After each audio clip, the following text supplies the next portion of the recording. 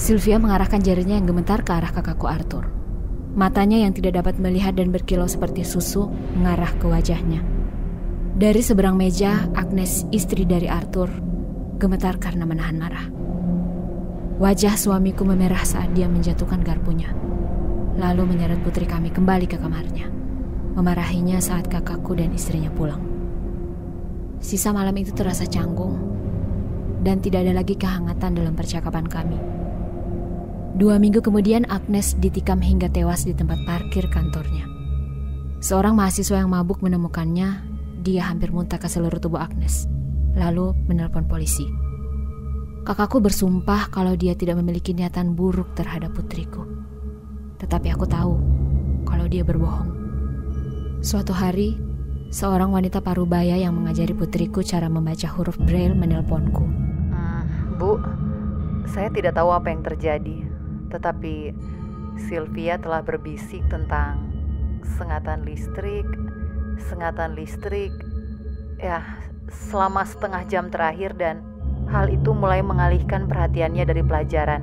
Bisakah Anda berbicara dengan putri Anda? Jadi aku pun bertanya kepada putriku. Karena kurangnya pemahaman dari seorang gadis berusia 9 tahun, Sylvia hanya mengatakan kalau itu hanyalah kata-kata baru yang terdengar keren yang dipelajarinya di sekolah. Pada minggu berikutnya, berita utama pada hari itu memberitakan tentang kematian seorang tukang listrik. Itu adalah kecelakaan teraneh yang melibatkan kabel kusut dan seember air. Di televisi, wajah guru Sylvia diburamkan, namun suaranya terdengar tidak asing. Saat suamiku bekerja lembur, aku memanggil Sylvia ke ruang tamu. Sayang, apakah ada sesuatu yang ingin kamu katakan kepada ibu? Dia tampak ragu-ragu. Aku tidak menyembunyikan rahasia apapun, Bu. Dia menyangkalnya sekali lagi. Suamiku berjalan ke ruang tamu. Rambutnya acak-acakan dan pandangannya kosong. Alih-alih bergegas memeluk ayahnya, Sylvia justru berbalik ke arahnya dan menunjuk. Api. Jantungku berhenti berdetak.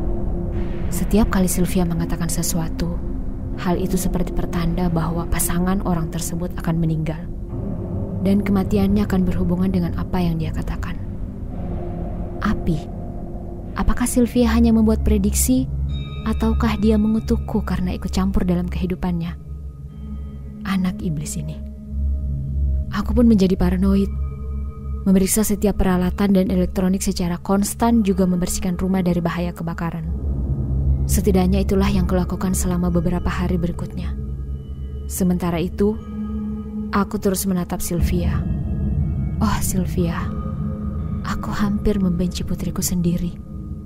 Lalu, pada suatu malam, suamiku pulang dari tempat kerjanya. Ia terlihat lusuh dan pandangannya kosong. Aku duduk di ruang tamu dan Sylvia mendengarkan radio di sampingku. Ada masalah apa? Dia menelan ludah. Rumah salah satu kolega wanitaku terbakar. Dia terjebak, tapi aku berhasil melarikan diri. Hal itu cukup membingungkan di kepalaku. Apa yang kau lakukan di rumahnya? Ekspresi wajah suamiku tampak seperti dia merasa bersalah akan sesuatu. Aku pun hendak membuka mulut untuk berbicara. Tidak, tepatnya untuk menjerit. Tetapi suara yang lebih kecil di sampingku menghentikanku. Sylvia menatapku dan berbisik.